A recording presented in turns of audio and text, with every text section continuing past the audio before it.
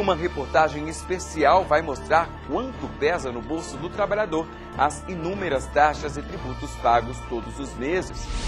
Apesar dos encargos, existem os benefícios garantidos ao trabalhador. Saiba quais são eles no programa de hoje. Você vai saber ainda quais são as atribuições de um sindicato. Conheça os detalhes de uma convenção coletiva. E na entrevista especial desta semana, o procurador do Trabalho, Ricardo José Brito, fala sobre as ações da CONALES, a Coordenadoria Nacional de Promoção da Liberdade Sindical. Começa agora o Trabalho Legal, um programa realizado pelo Ministério Público do Trabalho em parceria com a Associação Nacional dos Procuradores do Trabalho.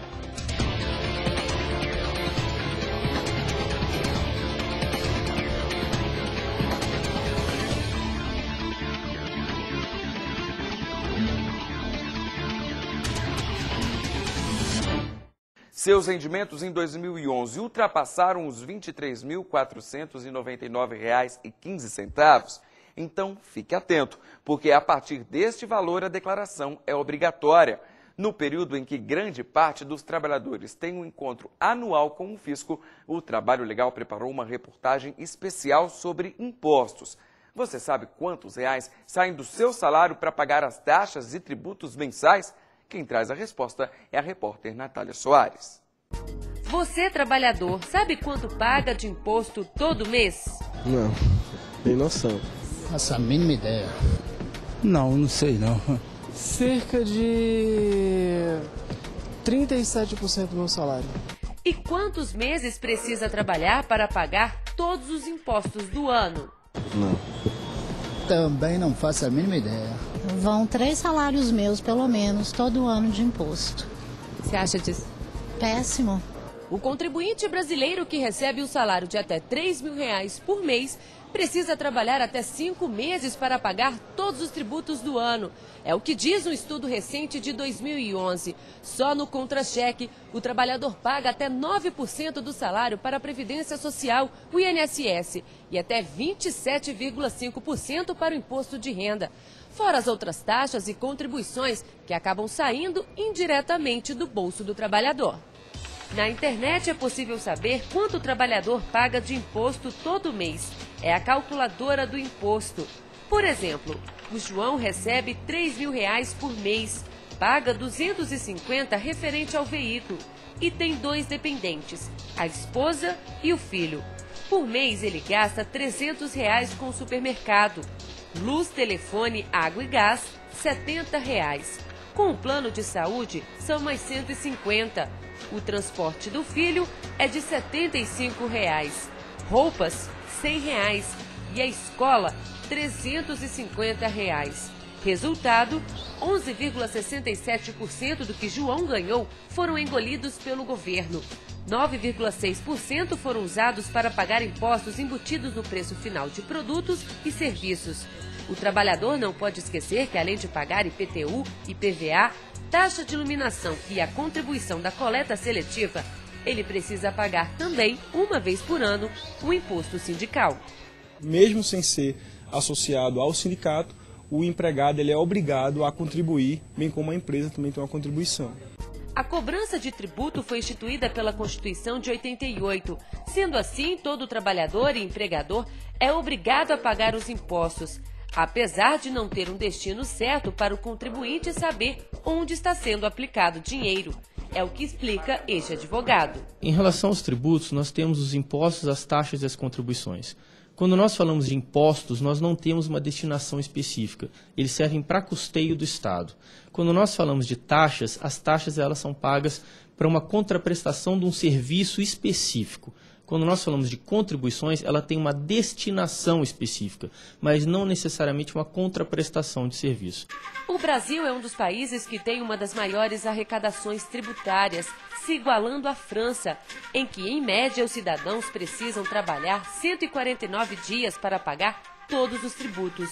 Depois vem a Espanha, com 137 dias trabalhados, e os Estados Unidos, com 102 dias. Nós temos no mundo o Brasil como um destaque negativo, mas cabe a todos nós zelarmos para que o Estado cada vez mais ele aplique esse dinheiro e que nós possamos efetivamente usufruir daqueles tributos que nós pagamos. Praticamente metade do ano só para pagar imposto. Poderia unificar os impostos e reduzir um pouco.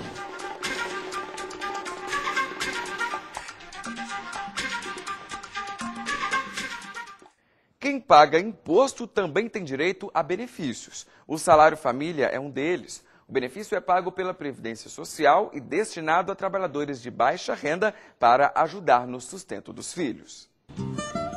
Luciana é auxiliar de limpeza. Há 4 meses ela foi contratada com a carteira assinada e recebe todos os direitos previstos em lei, inclusive o salário família. Recebo R$ 28,00 porque eu tenho uma filha de 13 anos. O valor não é muito, mas já ajuda no fim do mês. Ajuda na despesa de casa, alimentação, material escolar, algum remedinho se precisar. O salário família é pago aos empregados segurados ou os trabalhadores avulsos que ganham até R$ 915 por mês e que têm filhos de até 14 anos ou inválidos de qualquer idade. De acordo com a tabela ajustada em janeiro deste ano pelo Ministério da Previdência Social, o benefício varia de R$ 22 a R$ 31. O salário família é pago pela empresa junto com o salário do empregado, ou no caso do trabalhador avulso, pelo INSS.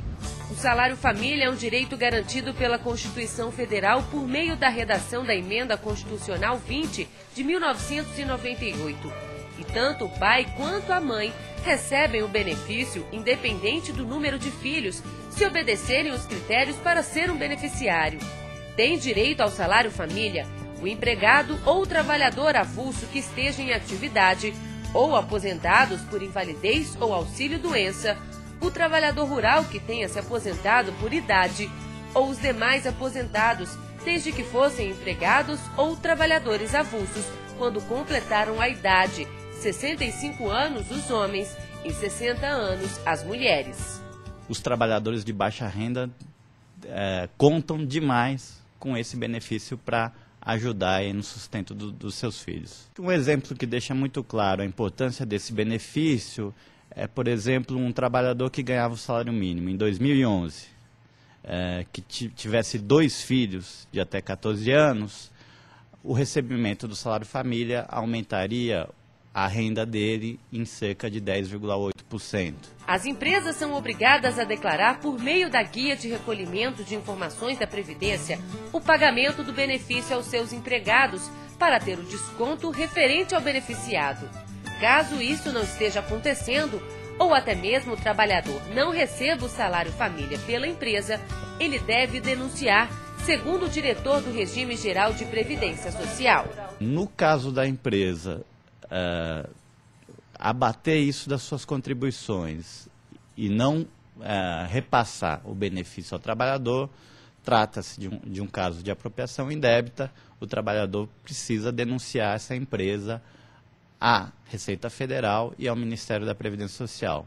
No caso da empresa não está fazendo o pagamento, mas também não está fazendo o desconto nas suas contribuições, deve denunciar também ao Ministério da Previdência e à Receita Federal para que sejam tomadas medidas para que seja garantido esse benefício que o trabalhador tem direito, não é nem por lei, é um direito constitucional.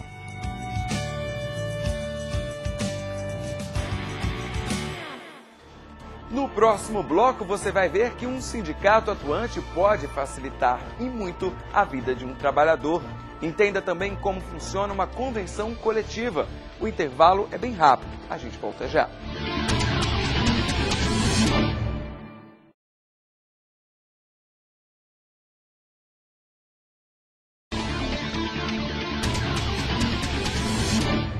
Você às vezes se perde quando tenta entender os descontos na sua folha de pagamento ou quer saber a quais benefícios tem direito? Pois saiba que o sindicato da sua categoria pode te ajudar nessas horas. É direito do trabalhador. Todos os assalariados podem se associar em sindicatos. São eles que oferecem auxílio jurídico e participam das negociações com empregadores e o governo. Eu acho importante porque ele olha a situação de cada um. Tem alguém representando a gente, cuidando dos nossos interesses, junto a tudo que a gente precisa contra a justiça, contra o governo. Nós temos hoje quase 8.000 sindicatos, né, que eles variam desde profissões históricas como alfaiates, tecelões, motoristas, bancários, até fenômenos bem mais modernos, como por exemplo de cantores sertanejos, de produtoras de acarajé, certo? E uma série de outras categorias que foram se constituindo ao longo do tempo, algumas às vezes até com denominações bem interessantes. Os primeiros sindicatos surgiram no século XIX. Na época tinham o nome de uniões ou sociedades de ajuda mútua. Na virada do século XIX para o século XX, contavam cerca de 250 mil trabalhadores assalariados. E as primeiras ações foram ações de associações, uniões, grêmios, que surgiram com esse objetivo duplo de autoapoio e logo depois se desenvolveram, especialmente com forte aporte da ideologia anarquista, desenvolveram-se os sindicatos, provavelmente com sua atitude reivindicativa. O movimento sindical só foi reconhecido com a criação da CLT, na década de 1940. De lá para cá, participou de várias lutas, como a jornada de trabalho de 8 horas. O sociólogo defende que mesmo com a flexibilização do mundo do trabalho, os sindicatos não perderam a importância. O sindicato foi muito criticado nos anos 80 e 90, quando prevaleceu uma concepção muito liberalista ou liberal da sociedade e da economia. Então, os sindicatos começaram a aparecer como organizações importantíssimas nesse momento, não é, com a vida muito forte, como resistência às medidas de desemprego, às medidas de reajuste econômico extremamente duras. Apenas uma das mais importantes centrais sindicais do país, a CUT tem 3.500 sindicatos filiados e representa 22 milhões de trabalhadores. Para o diretor da central, as principais lutas hoje vão além da negociação salarial. Os principais desafios dos trabalhadores hoje é combater a terceirização, a precarização, reduzir a jornada de trabalho para 40 horas semanais sem redução de salário e a luta pela reforma agrária, assim também garantindo uma política para as aposentadorias no país. Em outras questões, os sindicatos também contam com a ajuda do Ministério Público do Trabalho. O Ministério Público do Trabalho, prioritariamente atua na atividade da mediação. Agora, prioritariamente, o que a gente procura atuar é no sentido do encontro das partes, porque o Estado brasileiro tem que ter esse compromisso com a pacificação social, com a tentativa do acordo, com a tentativa da conciliação.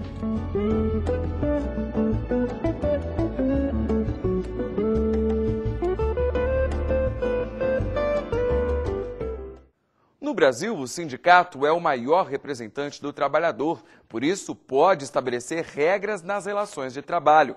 Um sindicato atuante sabe a importância de cobrar os direitos da categoria. Uma boa ferramenta para isso são as convenções coletivas. A maior parte dos trabalhadores é beneficiada por algum tipo de convenção coletiva. Mas você sabe o que o termo significa? Deve ser algo relacionado com muita gente. Convenção seria o mesmo com reunião? A convenção coletiva de trabalho é quando tem um acordo entre um sindicato e um sindicato do empregador também. A convenção coletiva de trabalho pode ser definida como um acordo nacional selado entre os sindicatos e empregadores, mas muitos confundem a convenção coletiva com acordo coletivo. Basicamente, a diferença reside entre os sujeitos, entre as pessoas que negociam. No acordo coletivo, há a possibilidade de negociação entre empresa e sindicato profissional. E na convenção coletiva, necessariamente deve participar da negociação o sindicato profissional e também o sindicato da categoria econômica, ou seja, o sindicato patronal.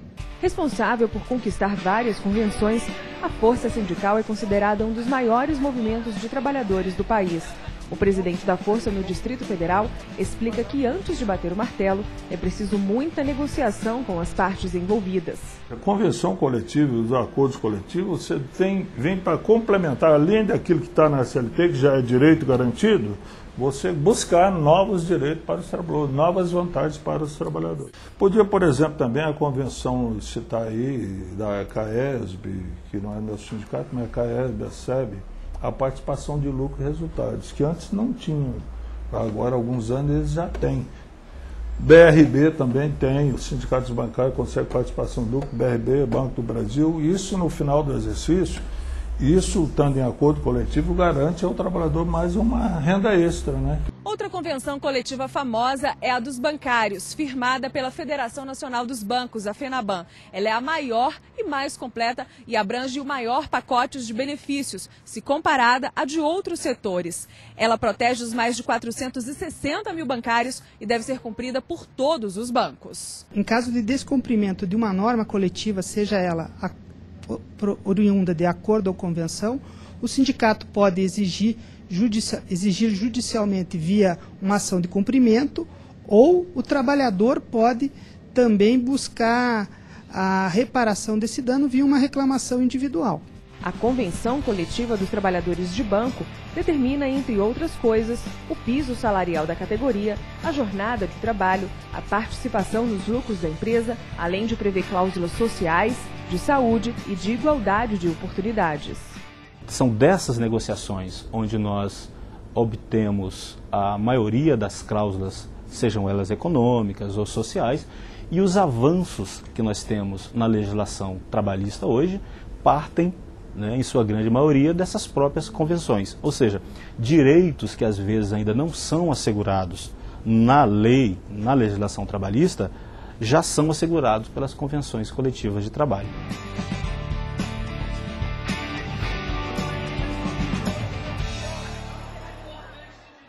A seguir, você acompanha a terceira entrevista da série com os coordenadores nacionais do MPT. Esta semana vamos conversar com o Dr. Ricardo José Brito Pereira, da Conales. Não perca, é daqui a pouco.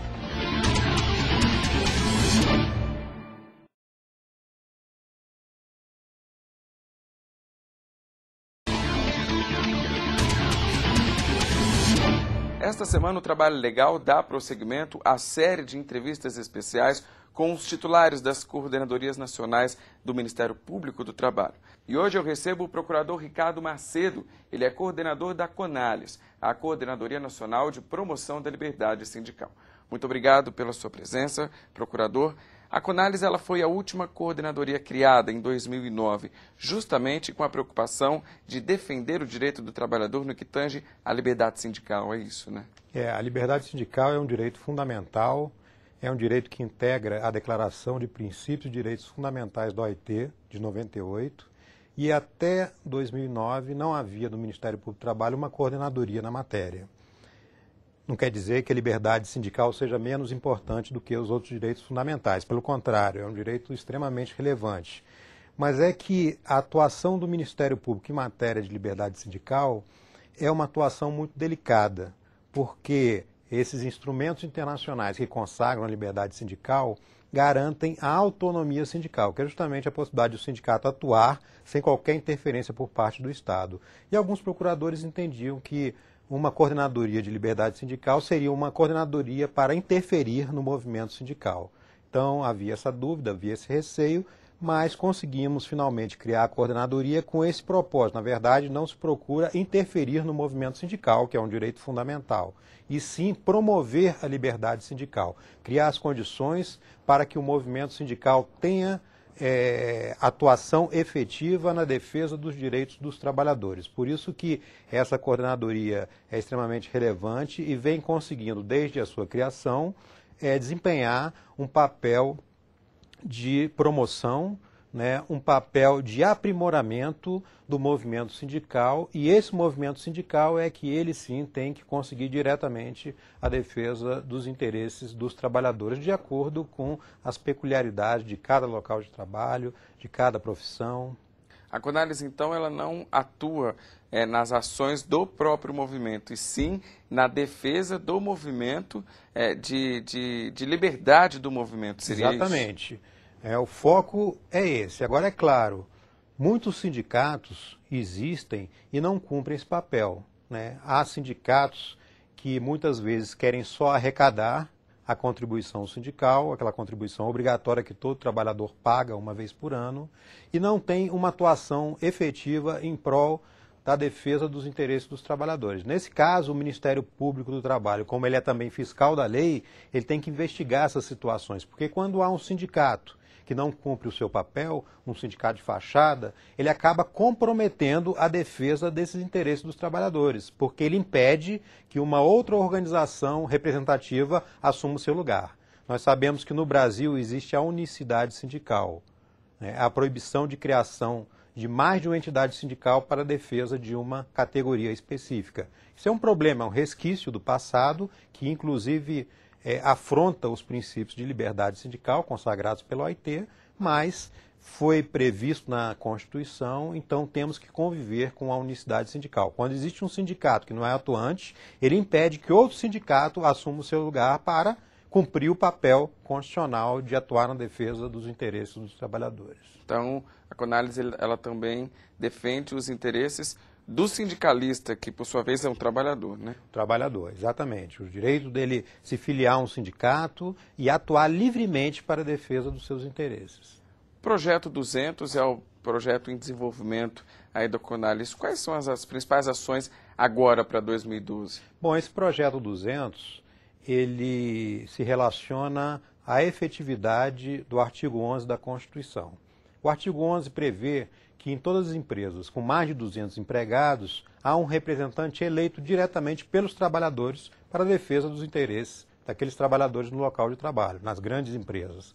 E o que nós percebemos é que no Brasil não há uma prática de eleição dos trabalhadores nas grandes empresas, ou seja, o dispositivo constitucional não é cumprido. E nós não podemos admitir que um dispositivo constitucional incluído no título 2 da Constituição, que se refere aos direitos fundamentais, seja descumprido, né? Esse descaso com a Constituição é muito grave. Isso compromete não só esse direito específico da representação dos trabalhadores, mas acaba afetando todos os direitos fundamentais reconhecidos aos trabalhadores. Por isso que o Ministério Público, pela Conálise, desde que ela foi criada, elaborou esse projeto 200, que é justamente conseguir a aplicação desse artigo 200, tomar as medidas necessárias para que isso se efetive de uma vez por todas. Na verdade, a representação dos trabalhadores ela é muito mais importante do que a própria representação em si. Mas o representante, né, ele fala em nome dos trabalhadores e